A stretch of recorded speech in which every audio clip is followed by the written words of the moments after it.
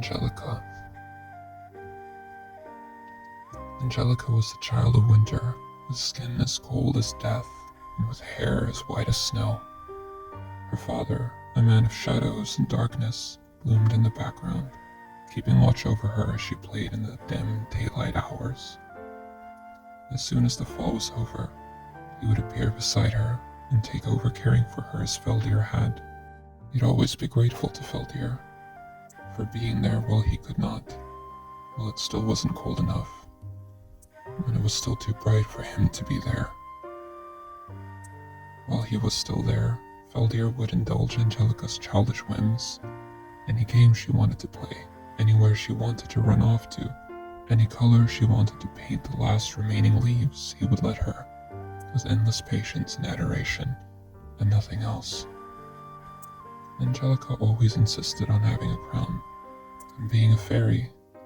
So, every year, her father would painstakingly make her a new set of wings out of ice, and a crown out of snow, for her to feel like a princess and a magical fairy creature. And she would wear them all day, every day, and refuse to take them off for any reason. And he would sing her to sleep at night, and by day she would hum the lullabies to herself, unaware of what she was doing. And without either of them knowing it, their lullabies would keep the animals hibernating all throughout the winter. And she dreamt sweet dreams of ice and snow, and whatever she dreamt, the weather would follow. If her sleep was uneasy, there would be great storms and blizzards, and it would be hard work to calm her down again. If she slept soundly, there would be a great calm and perfect silence.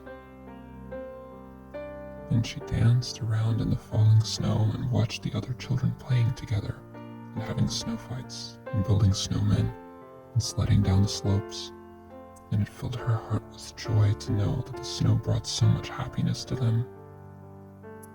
And slowly but surely, the winter got warmer, the snow started to melt, and the sky grew brighter, too bright for her shadow father to still be around.